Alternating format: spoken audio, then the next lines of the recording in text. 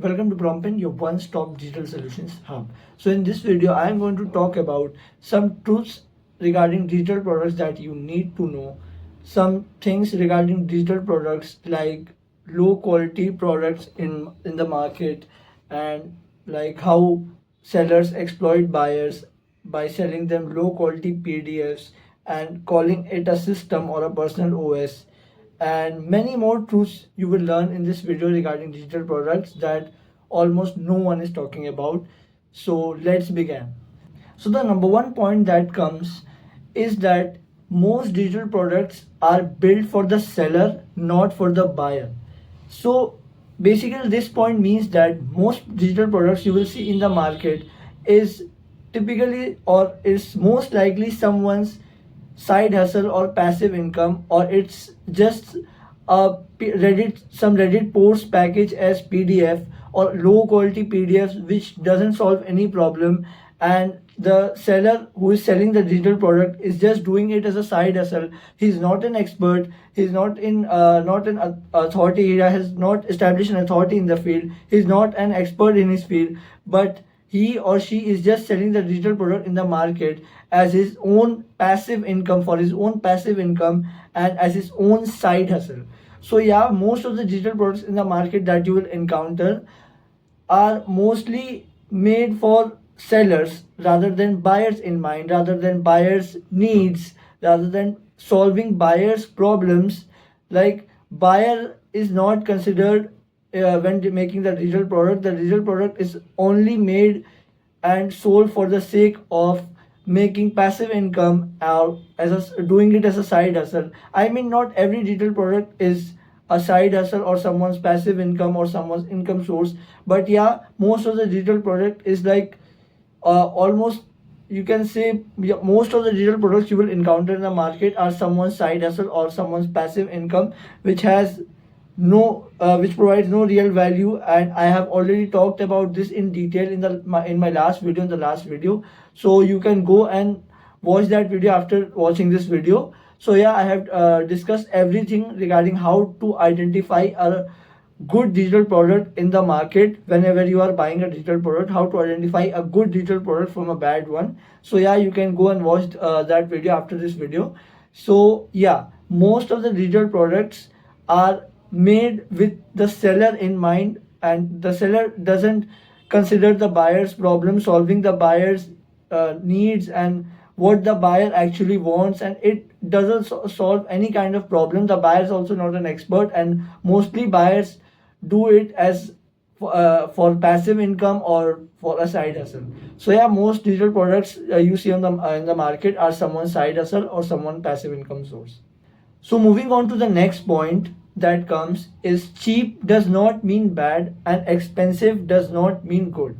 So basically this point, by saying this point, I mean that cheap digital products are not necessarily bad or necessarily unnecessary or not useful, and all the expensive digital products in the market are not necessarily useful or good or high quality. Like, there are many digital products in the market which do not provide any real value, which do not solve any problem, but is usually overpriced, and it is marketed and it is positioned as something like a premium membership or a premium product or premium digital product which is providing high value, but in reality that digital product does not solve any problem. Whereas there are many digital products as well which are a bit underpriced, or you can say a bit budget friendly or a bit cheaper, but they often solve real world problems. They all often solve real problems related to the buyers, and they often solve all the buyers problems. And yeah, they cater to the buyer's needs, and it knows what the buyers want, and it actually provides real value to the buyers. And yeah, like for example, you can say there are many softwares which are expensive and which are positioned as premium, but it kind of actually doesn't solve any real problem. Or you can say there are many courses which are positioned as a premium course or some kind of very high quality course, but do not provide any real value and does not teach in detail in demand skills. So yeah, there are many cheap digital products which are good, which are budget friendly, and they also provide real value, but there are also expensive digital products which are not very useful and they do not provide any real value. They are just branded and they are just marketed as premium, and they are just positioned as something premium which provides a high value, and they are high quality digital products. But in reality, when you will buy that digital product, you will come to know that it was just a marketing gimmick and it was just a marketing strategy, and that digital product does not provide any kind of real value to the buyer, and it does not solve any buyer's problem, and it does not cater to the buyer's needs, and it just focuses on better marketing and better positioning. So yeah, this was the second point that you need to know about digital products.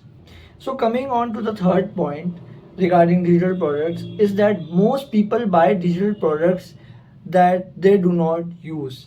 So basically in this point, I basically mean that most people just buy digital products impulsively and do not use their digital products. For example, someone buys a course on digital marketing, but only to never use it and never learn from it, and never they may have gotten a lifetime access regarding a digital product, regarding the course, or it may be a ebook that someone buys, or it may be a software subscription that someone buys, but he only buys to never use it ever again. So why does this happen? That it often happens due to that the digital products sometimes never solve the core buyer's problem or never cater to the core buyer needs, or it just simply happens because people often buy impulsively, just seeing the good marketing, and due to the good branding and good marketing and positioning as premium, or they get discounts, or they get digital products on sale, and they just buy those digital products impulsively only to never use it again. And it doesn't matter, most people often sometimes buy even good digital products, or sometimes even low quality ones.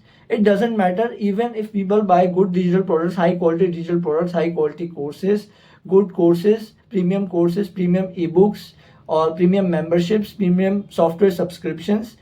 They buy it only to never use it again, because sometimes it doesn't solve any problem, and most of the times people just buy it impulsively, seeing the sale and watching the discounts on it, and watching getting a 50% discount, or seeing a sale, or seeing the marketing, and often getting hooked by the marketing strategy, and they get end up buying it and only to never use it again. So yeah, this is the impulsivity of some buyers, that often some buyers buy digital products impulsively and never use it again. So yeah, this is one of the things that many digital product buyers need to know, and something you need to know about buying digital products. So moving on to the fourth point is that previews matter more than description. So what do I mean here is that the preview of the digital product matter more than the description of the digital product. Whether you are buying a digital product from a Gumroad, or you are buying a digital product from Payhip, or you are buying digital product from Etsy, or any other independent seller, or from a marketplace, doesn't matter, but the previews always matter more than the description of the digital product, or any description or any title of the digital product, because previews are where you are able to see what is inside the digital product, what you are actually getting, what transformation the digital product is actually promising, and what is the outcome that you will get after buying the digital product and after using the digital product basically. So yeah, that's why previews matter more than digital product. I also addressed this thing in the last video, that previews matter a lot when it comes to buying digital products, and that's what I'm saying in this video, that previews often sometimes matter more than descriptions themselves, because in descriptions many people may write SEO optimized descriptions, SEO optimized keywords, and may use a bit salesy content in the description and put a bit more salesy paragraphs, and 2 to 3 salesy paragraphs in the description, and use a more catchy title, and they try to hook you in the description using their marketing heavy hooks in the description, and just to keep you hooked, and just to make you buy their digital product. So yeah, That's why even though they are not showing what you're actually getting inside the digital product, they try to just get you into the description and title and make that description and title pretty enough so that anyone just ends up buying the digital product without ever asking and questioning what he or she is actually getting inside the digital product, and what transformation is actually being promised, and what outcome will they actually get from the digital product itself. So yeah, this is one of the important things that you need to know about the digital product, that review screenshots always matter more than descriptions and titles. So yeah, whenever you are buying a digital product, make sure you check the previews and check the images. What does it show? Does the preview show what you are actually getting inside the digital product, what the outcome will be, and what transformation it is promising. So yeah, this is one of the most important things that you need to know about digital products. So coming on to the fifth point is that most buyers never give honest feedback about their digital products. So what I mean by this basically is that most people just buy digital products, and even if they don't like their digital products, even if the digital products haven't or doesn't provide real value and haven't solved their problems and does not cater to their needs, they still don't give honest feedback about the digital product to the seller. Like sometimes what happens is that you buy a digital product and it kind of disappoints you, and it totally doesn't solve your problem, and it totally feels useless, like it feels completely a waste of money and time. So even if they are disappointed by the digital product, most people never give honest feedback regarding the digital product to the seller. Now, most people will say that it is just a waste of time talking to the seller or writing a review or writing a comment regarding the digital product, as anyways they are not going to make changes in the digital product. But that's not the case.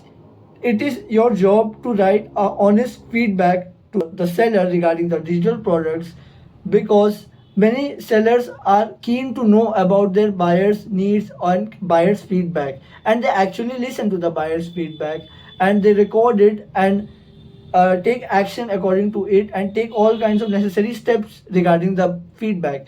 So yeah, this is why giving the feedback is very important, and giving the honest feedback is very important. And no, it's not a waste of time. Many sellers do actually revise their digital product and do make changes in their digital products and make their digital products better, and a digital product which actually provides real world value and makes them a high quality digital product. Regarding the digital products, they make it a high quality digital products which actually solves digital product problems.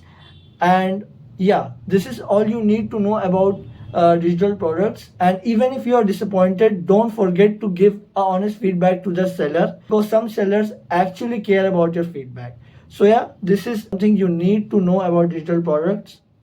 So coming on to the last point you need to know about digital product, the last thing you need to know about digital product is that the best digital products feel like they were made for you specifically. So yeah, this is the heart of a high quality digital product, and it is one of the core things that a high quality digital product or a good digital product have. And this is what that separates a good digital product from a bad digital product, that I talked about in the last video as well, is that the good digital product feels like it was actually made for you. It was made by keeping you in their mind. The seller actually made a product that solves your problems, solves your specific problems, caters to your specific needs. So yeah, the best digital products often actually solves a specific problem clearly, and it actually feels like it was just made for you, and it actually solves your specific problems, and it is just the right fit for you and for your problems or solving your problem, and it is the actual solution for your problem. So yeah, this is the heart of a good digital product, of a high quality digital product, and it is the thing that separates it from a low quality PDF or low quality course or low quality any kind of low quality digital product. That a good digital product feels like it was made for you specifically. It solves a clear problem, and it promises a clear outcome, and it promises a clear transformation. So yeah, this is the 6 things I talked about the digital products, the truths that nobody talks about regarding digital products. and these are some things you need to know about digital products in the market. So if you like the video, don't forget to leave a like and subscribe to PromptPen for more such content. And don't forget to follow PromptPen on Instagram. The link will be in the pinned comments. So just go and follow PromptPen on Instagram. You will find some useful content regarding digital products and many other topics on our Instagram as well. So yeah, just go and check out PromptPen Instagram. And this is all for today's video, and I will be seeing you in the next video. Till then, bye bye.